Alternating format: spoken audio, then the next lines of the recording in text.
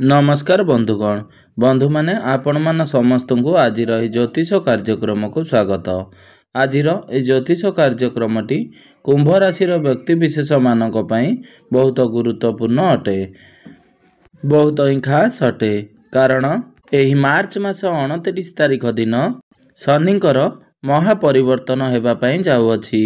शनि जे कि न्यायर कारक ग्रह एवं कर्म फलदाता एवं शनिदेव होउछंती आपणकर राशिर स्वामी एवं मार्च मास 29 तारिख दिन शनिकर महापरिवर्तन हेबा पई जाउअछि। शनि आपणकर प्रथम भाव तथा लग्न भाव को छाड़ी करी आपणकर द्वितीय भाव को गोचर करिवे। आजिर ए वीडियो रे आमे माने जानिबा शनिकर एही महापरिवर्तन आपणकर जीवन रे केउ सबु बड़ परिवर्तन मान आनिबा को जाउअछि एवं शनि आपणकर कुंडलीर द्वितीय भाव रे रही आपणकु केउ सबु फल प्रदान करिवे एवं शनिकर दृष्टि आपणकर केउ केउ भाव उपरे रहिबो से समस्त विषय रे आमे माने विस्तार भाव रे आलोचना करिबा।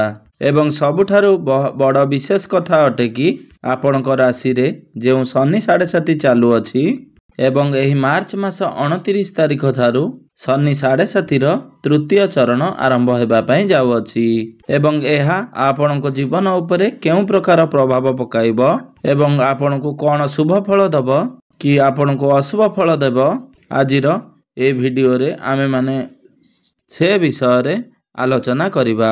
तेबे बंधु माने वीडियोटी को आगो को बढ़िबा पूर्वरु जदि आपण मानकर भी कुंभ राशि होई थाए तेबे आपण माने वीडियोटी को स्किप न करी थरे मात्र धैर्यर सहित शेष पर्यंत निश्चिंत देखंतु एवं वीडियो को गोटे लाइक करी चैनल टी को सब्सक्राइब कर दियंतु एवं कमेंट बॉक्स रे जय श्री शनिदेव अवश्य लिखि दियंतु। आपण धैर्यर सहित वीडियोटी को देखंतु एवं बुझिया को चेष्टा करंतु आपणकर आगामी 2.5 वर्ष किपरि रहिछि, आपणकर भाग्य रे केउ सबु बड़ परिवर्तन मान आसीबो काहेकि ना दीर्घ 30 वर्ष परे शनि आपणकर द्वितीय भाव को चलन करुछंती एवं आपणकर द्वितीय भाव रे शनि 2.5 वर्ष पर्यंत विराजमान रहिबे एवं एहा सहित वीडियोर शेष रे आमे माने किछि उपाय विषय रे जानिबा जहा द्वारा आपणकर जहा भी किछि अशुभत्व रहुअछि ताहा किछि मात्रा रे खंडन होई परिबो।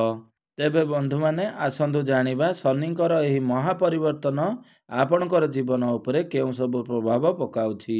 तेबे बंधु माने शनिदेव वर्तमान मूल त्रिकोण राशि तथा कुंभ राशि रे विराजमान अछंती माने आपणकर प्रथम भाव रे विराजमान अछंती एवं 29 मार्च को शनि आपणकर द्वितीय भाव को चलन करिवे एवं तांकर दृष्टि आपणकर कुंडलीर चतुर्थ भाव अष्टम भाव एवं एकादश भाव उपरे रहिबो ता सहित आपणकर राशि रे द्वादश एवं प्रथम भावर स्वामी हेउछंती शनि। तेणु करी मोटामोटी देखिबा को गले आपणकर राशिर 6टी गृह को शनिकर एही चलन प्रभावित करिवो। शनि जेतेबेले आपणकर प्रथम भाव को छाड़िबे माने आपणकर लग्न भाव को छाड़िबे सेतेबेले आपणकर मन धीरे धीरे हालुका लागिबाकू लागिबो आपणकर जेते भी सब टेंशन थिला बा समस्त चिंता दूर हेबो आपणकर मानसिक दुश्चिंता दूर हेबो आपण जे डिप्रेशन ने रहुछंती ताहा मध्य दूर होई जिवो कारण मनर कारक ग्रह हेउछंती चंद्रमा एवं चंद्रमांकर उपरे शनिकर गोचर हेउथिबा कारणरू एहार प्रभाव आपणकर मन उपरे पडुथुला। शास्त्र अनुसारे चंद्रमांकर बड़ शत्रु हेले शनि तेणु करी आपणकर मन कल्पना एवं विचारधारा एवं आपणकर विचार शक्ति को एवं एही शनिकर 7.5 किंबा आपणकर राशि रे शनिकर उपस्थिति अधिक प्रभावित करुथुला। तेणु करी शनिकर एही गोचर एही राशि परिवर्तन सबुठारु बड़ लाभ कुंभ राशि व्यक्ति विशेष मानकु प्राप्त हेबो कारण आपण पूर्वरु जो चिंता डिप्रेशन बा दुश्चिंता घेर रे रहिथिले आपण आपणकर कैरियर को नहीं बहुत अधिक चिंता करुथुले आपणकर वैवाहिक जीवन एवं प्रेम जीवन को नहीं आपण जो चिंतार रहुथुले ताहा आपणकर दूर होई जिवो विशेष करी आपणकर मानसिक स्तर रे बहुत बड़ परिवर्तन आसीबो। ता सहित देखंतु चंद्रमा को ମାଆଙ୍କର କାରକ ବୋଲି କୁହାଯାଇଥାଏ। ତେଣୁକରି ଆପଣଙ୍କର ମାଆଙ୍କର ସ୍ୱାସ୍ଥ୍ୟରେ ଯେଉଁ ସମସ୍ୟା ଥିଲା, ମାଆଙ୍କର ସ୍ୱାସ୍ଥ୍ୟ ବିଶେଷ କରି ଏହି 2.5 ବର୍ଷ ଧରି ଯେଉଁ ଖରାପ ରହୁଥିଲା, ତାହା ମଧ୍ୟ ଧୀରେ ଧୀରେ ଦୂର ହୋଇଯିବ। ଆପଣଙ୍କର ମାଆଙ୍କର ସ୍ୱାସ୍ଥ୍ୟରେ ପରିବର୍ତ୍ତନ ଆସିବ। ଆପଣ ନିଶ୍ଚିନ୍ତ ଭାବରେ ଏହି ପରିବର୍ତ୍ତନ ଗୁଡ଼ିକୁ ଦେଖିବାକୁ ପାଇବେ। ମାର୍ଚ୍ଚ 29 ତାରିଖ ଦିନ ଶନି ଆପଣଙ୍କର ଦ୍ୱିତୀୟ ଭାବକୁ ଚଳନ କରିବେ ଏବଂ ଏହି ଦ୍ୱିତୀୟ ଭାବରେ ଶନି ଦୀର୍ଘ 2.5 ବର୍ଷ ପର୍ଯ୍ୟନ୍ତ ବିରାଜମାନ ରହିବେ। ଏହି ଦ୍ୱିତୀୟ ଭାବଟି ହେଉଛି ଆପଣଙ୍କର ଲାଭର ଭାବ, ଧନ ଏବଂ ଇନକମ୍ର ଗୃହ, ଆପଣଙ୍କର କୁଟୁମ୍ବର ଗୃହ, ଆପଣଙ୍କର ପାରିବାରିକ ସୁଖର ଗୃହ ଏବଂ ଆପଣଙ୍କର ବାଣୀର ଭାବ ଦ୍ୱିତୀୟ ଭାବରୁ ଜଣାପଡ଼ିଥାଏ। ଏହି ଭାବକୁ ଶନିଦେବ ଚଳନ କରିବା ମାତ୍ରେ ଶନିଦେବ ଆପଣଙ୍କର ବାଣୀକୁ ପ୍ରଭାବିତ କରିବେ। ଆପଣ ଏହି ଦୀର୍ଘ 2.5 ବର୍ଷ ମଧ୍ୟରେ କାହାକୁ କିପରି କଥାବାର୍ତ୍ତା କରିବା ଦରକାର ବା କାହାକୁ କ'ଣ କହିବା କଥା ଆପଣ ତାହା ସବୁ ଶିଖିଯିବେ। ଶନିଦେବ ଏଠାରେ ବସି ଆପଣଙ୍କର ବାଣୀକୁ ମଜବୁତ ବନାଇବେ ଏବଂ ଆପଣ ଆଗାମୀ 2.5 ବର୍ଷ ମଧ୍ୟରେ ଆପଣ ଯାହାକୁ ବି କିଛି କହୁଛନ୍ତି ତାହାକୁ ଆପଣ ଭଲ ଭାବରେ ବୁଝି ବିଚାରି ଚିନ୍ତା କରି କୁହନ୍ତୁ। ତ ସବୁଠାରୁ ଗୁରୁତ୍ୱପୂର୍ଣ୍ଣ କଥା ହେଉଛି ଏହି ଦ୍ୱିତୀୟ ଭାବ ହେଉଛି ଆପଣଙ୍କର ଧନର ଭାବ। ଏହି ଧନର ଗୃହକୁ ଶନିଙ୍କର ଆଗମନ ମାନେ ଆପଣ କଠିନ ପରିଶ୍ରମ ବଢ଼ିବ। ଆପଣ ଧନ ରୋଜଗାର କରିବା ପାଇଁ ଅଧିକରୁ ଅଧିକ କଠିନ ପରିଶ୍ରମ କରିବେ ଏବଂ ସେଥିରେ ଆପଣ ସକ୍ସେସ୍ ମଧ୍ୟ ହେବେ ଏବଂ ଆଗାମୀ 2.5 ବର୍ଷ ମଧ୍ୟରେ ଆପଣଙ୍କର ଇନକମ୍ ବଢ଼ିବ। ଧନ କମାଇବା ପାଇଁ ନୂତନ ରାସ୍ତା ଆପଣଙ୍କୁ ପ୍ରାପ୍ତି ହେବ। ଆପଣଙ୍କର କାର୍ଯ୍ୟକ୍ଷେତ୍ରରେ ନିଶ୍ଚିନ୍ତ ଭାବରେ ପରିବର୍ତ୍ତନ ଆସିବ। ଆପଣଙ୍କର ଚାକିରି ଚେଞ୍ଜ ହୋଇପାରେ, ଆପଣଙ୍କର ପଦବୀରେ ପରିବର୍ତ୍ତନ ହୋଇପାରେ କିମ୍ବା ଆପଣଙ୍କର ପଦୋନ୍ନତି କିମ୍ବା ସାଲାରୀ ମଧ୍ୟ ବଢ଼ିପାରେ। ଆଗାମୀ 2.5 ବର୍ଷ ମଧ୍ୟରେ ଆପଣ ଆପଣଙ୍କର କାର୍ଯ୍ୟକ୍ଷେତ୍ରରେ ନିଶ୍ଚିନ୍ତ ଭାବରେ କିଛି ନା କିଛି ପରିବର୍ତ୍ତନ ଦେଖିବା ପାଇଁ ପାଇବେ। ଆଗାମୀ 2.5 ବର୍ଷ ମଧ୍ୟରେ ଆପଣ ଯେତେ ଅଧିକ ପରିଶ୍ରମ କରିବେ ସେତେ ଅଧିକ ଆପଣଙ୍କର ଧନରେ ବୃଦ୍ଧି ଆସିବ। ପୂର୍ବରୁ ଆପଣ ଧାର କରଜ କିମ୍ବା ଋଣର ଭାର ବୁଡ଼ି ରହିଥିଲେ, ଅର୍ଥ ଆପଣ ଶୁଝିବା ପାଇଁ ଚାହୁଁଥିଲେ କିନ୍ତୁ ଆପଣ ଆଦୌ ଶୁଝି ପାରୁନଥିଲେ, ସେସବୁ ସମସ୍ୟା ଆପଣଙ୍କର ଦୂର ହୋଇଯିବ। ଆପଣଙ୍କର ଦ୍ୱିତୀୟ ଭାବ ହେଉଛି ଦେବଗୁରୁ ବୃହସ୍ପତିଙ୍କର ଭାବ। ଦେବଗୁରୁ ବୃହସ୍ପତି ହେଉଛନ୍ତି ନବଗ୍ରହଙ୍କର ସ୍ୱାମୀ। ତେଣୁକରି ଶନିଦେବ ବୃହସ୍ପତିଙ୍କ ଗୃହରେ ରହି ଅଧିକ ଶୁଭ ଫଳ ପ୍ରଦାନ କରିବେ।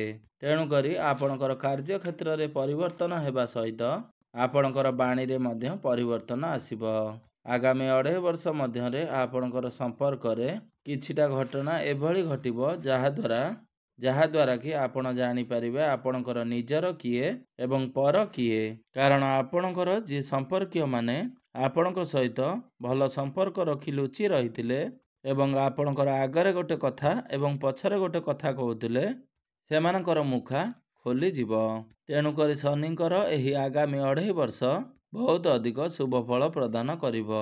ତା ସହିତ ଶନିଙ୍କର ଦୃଷ୍ଟି ଆପଣଙ୍କର ଚତୁର୍ଥ ଭାବ ଉପରେ ରହୁଅଛି ଏବଂ ଚତୁର୍ଥ ଭାବରେ ଦେବଗୁରୁ ବୃହସ୍ପତି ବିରାଜମାନ ଅଛନ୍ତି ଏବଂ ଏହି ଚତୁର୍ଥ ଭାବଟି ହେଉଛି ଚନ୍ଦ୍ରମାଙ୍କର ଭାବ। ତେଣୁକରି ଆପଣଙ୍କର ଭୋଗ ବିଳାସ ଐଶ୍ୱର୍ଯ୍ୟରେ ବୃଦ୍ଧି ଘଟିବ। ଆପଣଙ୍କୁ ଭୌତିକ ସୁଖ ପ୍ରାପ୍ତି ହେବ।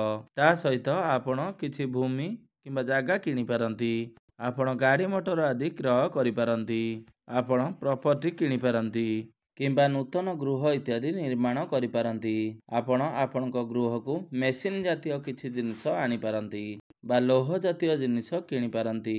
ଆପଣଙ୍କର ମାଆଙ୍କର ସ୍ୱାସ୍ଥ୍ୟରେ ପରିବର୍ତ୍ତନ ହେବା ସହିତ ଆପଣ ନୂତନ ଗୃହ ନିର୍ମାଣ କରିପାରନ୍ତି କିମ୍ବା ଗୃହ ପରିବର୍ତ୍ତନ କରିପାରନ୍ତି ଏବଂ ତା ସହିତ ଶନିଙ୍କର ଦୃଷ୍ଟି ଆପଣଙ୍କର ଅଷ୍ଟମ ଭାବ ଉପରେ ରହୁଅଛି। ଅଷ୍ଟମ ଭାବଟି ଆପଣଙ୍କର ଗୁପ୍ତ ଧନର ଗୃହ ଏବଂ ଗୁପ୍ତ ଜ୍ଞାନର ଗୃହ। ଆପଣ ଯଦି ରିସର୍ଚ୍ଚ କ୍ଷେତ୍ରରେ ଚାକିରି କରୁଛନ୍ତି ବା କୌଣସି ଜିନିଷକୁ ନେଇ ରିସର୍ଚ୍ଚ କରୁଛନ୍ତି ବା ଆପଣ ସାଇଣ୍ଟିଷ୍ଟ ଅଛନ୍ତି, ତେବେ ଆପଣଙ୍କୁ ସଫଳତା ନିଶ୍ଚୟ ପ୍ରାପ୍ତି ହେବ। ତା ସହିତ ଆପଣ ଦେଖିବେ ଛୋଟ ଛୋଟ କଥାକୁ ଆପଣ ଡିଟେଲ୍ସରେ ବୁଝିବା ପାଇଁ ଚେଷ୍ଟା କରିବେ। ଆପଣଙ୍କର ସମସ୍ତ କଥାକୁ ଜାଣିବା ପାଇଁ ଇଚ୍ଛା ପ୍ରକାଶ କରିବେ। ତା ଛଡ଼ା ଆପଣଙ୍କୁ କିଛି ପୈତୃକ ସମ୍ପତ୍ତି ପ୍ରାପ୍ତି ହେବ। ଆପଣଙ୍କର ପୈତୃକ ସମ୍ପତ୍ତିକୁ ନେଇ କିଛି ବିବାଦ ଲାଗି ରହିଛି, ତାହା ମଧ୍ୟ ଦୂର ହୋଇଯିବ ଏବଂ ଆପଣଙ୍କୁ କିଛି ଗୁପ୍ତ ଜ୍ଞାନ ମିଳିପାରେ। ତ ଆପଣ ଜ୍ୟୋତିଷ ବିଦ୍ୟା ଶିଖିବା ପାଇଁ ଆଗ୍ରହ ପ୍ରକାଶ କରିପାରନ୍ତି। ସବୁଠାରୁ ମହତ୍ତ୍ୱପୂର୍ଣ୍ଣ କଥା ଏହା ଅଟେ କି ଆପଣଙ୍କର ଏକାଦଶ ଭାବ ଉପରକୁ ଶନିଙ୍କର ଦଶମ ଦୃଷ୍ଟି ରହୁଅଛି। ଏକାଦଶ ଭାବଟି ଆପଣଙ୍କର ଇଚ୍ଛା ପୂର୍ତ୍ତିର ଭାବ ହୋଇଥାଏ, ଆପଣଙ୍କର ଲାଭର ଭାବ ହୋଇଥାଏ। ଆପଣଙ୍କର ଇଚ୍ଛା ଶକ୍ତି ଏବଂ ଆପଣଙ୍କର କର୍ମ ଅନୁସାରେ ଶନିଦେବ ଆପଣଙ୍କର ପୂରଣ କରିବେ। ଶନିଦେବ ଆପଣଙ୍କର ପରୀକ୍ଷା ନେବେ ଏବଂ ଇଚ୍ଛାକୁ ଧୀରେ ଧୀରେ ପୂର୍ଣ୍ଣ କରିବେ। ଆପଣଙ୍କର ଇନକମ୍ରେ ଗ୍ରୋଥ୍ ହେବ। ସେୟାର ମାର୍କେଟ, ଷ୍ଟକ୍ ମାର୍କେଟ ଏବଂ ଟ୍ରେଡିଂରେ ଆପଣଙ୍କୁ ଲାଭ ପ୍ରାପ୍ତି ହେବ ଏବଂ ଯେଉଁମାନେ ବେପାର ବାଣିଜ୍ୟ କରୁଛନ୍ତି ସେମାନଙ୍କୁ ଅଧିକ ପରିଶ୍ରମ କରିବାକୁ ପଡ଼ିବ। ଆପଣଙ୍କର ଧନ ଆମଦାନୀ ବଢ଼ିବ। ଯେଉଁମାନେ ବେରୋଜଗାର ଥିଲେ ବା ଚାକିରିର ସନ୍ଧାନରେ ରହୁଥିଲେ ତ ସେମାନଙ୍କୁ ଏହି ଆଗାମୀ 2.5 ବର୍ଷ ମଧ୍ୟରେ ସୁନିଶ୍ଚିତ ଚାକିରି ପ୍ରାପ୍ତି ହେବ। ତେଣୁକରି ଆପଣ ଚେଷ୍ଟା ଜାରି ରଖନ୍ତୁ ଏବଂ ରୋଜଗାର କରିବା ପାଇଁ ଆପଣ ଇଚ୍ଛା ପ୍ରକାଶ କରିବେ। ଆପଣଙ୍କୁ ରୋଜଗାର ଖୋଲିଯିବ, ରୋଜଗାରର ବାଟ ଖୋଲିଯିବ। ଆପଣଙ୍କୁ ଚାକିରି ସୁନିଶ୍ଚିତ ପ୍ରାପ୍ତି ହେବ। ତେବେ ମୋଟାମୋଟି ଭାବରେ ଦେଖିବାକୁ ଗଲେ ତେବେ ଏହି ଶନିଙ୍କର ଗୋଚର ଆପଣଙ୍କୁ ଶୁଭ ଫଳ ପ୍ରାପ୍ତି କରାଇବ ଏବଂ ଆପଣଙ୍କର ସ୍ପିରିଚୁଆଲ ଦିଗ ପ୍ରତି ଆଗ୍ରହ ବଢ଼ିବ। ଆପଣ ଆଧ୍ୟାତ୍ମିକ ଜିନିଷ ଶୁଣିବା ଏବଂ ଆଧ୍ୟାତ୍ମିକ ଜାଗାକୁ ବୁଲିବାକୁ ଯିବା ମନ ବଳେଇ ପାରନ୍ତି। ତେଣୁକରି ଶନିଙ୍କର ଏହି ଗୋଚର ଆପଣଙ୍କୁ ନିଶ୍ଚିନ୍ତ ଭାବରେ ଆପଣଙ୍କୁ ଶୁଭ ଫଳ ପ୍ରଦାନ କରାଇବ। ତେଣୁ ଶନିଙ୍କର ଅଧିକ ଶୁଭ ଫଳ ପ୍ରାପ୍ତି କରିବା ପାଇଁ ଏବଂ ସମସ୍ତ ଅଶୁଭତ୍ୱ ଗୁଡ଼ିକ ଖଣ୍ଡନ କରିବା ପାଇଁ ଆପଣ ପ୍ରତ୍ୟେକ ଦିନ ଶନିଦେବଙ୍କର ବୀଜ ମନ୍ତ୍ରର ଜପ ପ୍ରତ୍ୟେକ ଦିନ ସନ୍ଧ୍ୟାରେ ହନୁମାନ ଚାଳିସାର ପାଠ ଅବଶ୍ୟ କରନ୍ତୁ ଏବଂ ପ୍ରତ୍ୟେକ ମଙ୍ଗଳବାର ଦିନ ହନୁମାନଙ୍କର ମନ୍ଦିରକୁ ଯାଇ ଆପଣ ହନୁମାନଙ୍କୁ ମନ୍ଦାର ଫୁଲ ଅର୍ପଣ କରନ୍ତୁ। ଆପଣଙ୍କୁ ଶୁଭ ଫଳ ପ୍ରାପ୍ତି ହେବ ଏବଂ କୁକୁର କିମ୍ବା ପାରାକୁ କିଛି ଦାନା ଖାଇବା ପାଇଁ ଦିଅନ୍ତୁ। ଆପଣଙ୍କୁ ଶୁଭ ଫଳ ପ୍ରାପ୍ତି ହେବା ସହିତ ଆପଣଙ୍କର ଭାଗ୍ୟରେ ଉନ୍ନତି ଆସିବ। ତେବେ ବନ୍ଧୁମାନେ, ଆପଣଙ୍କର ଜୀବନ ମଙ୍ଗଳମୟ ହେଉ, ଏହା ହିଁ ଈଶ୍ୱରଙ୍କ ନିକଟରେ ମୋର ଏତିକି କାମନା। ଧନ୍ୟବାଦ।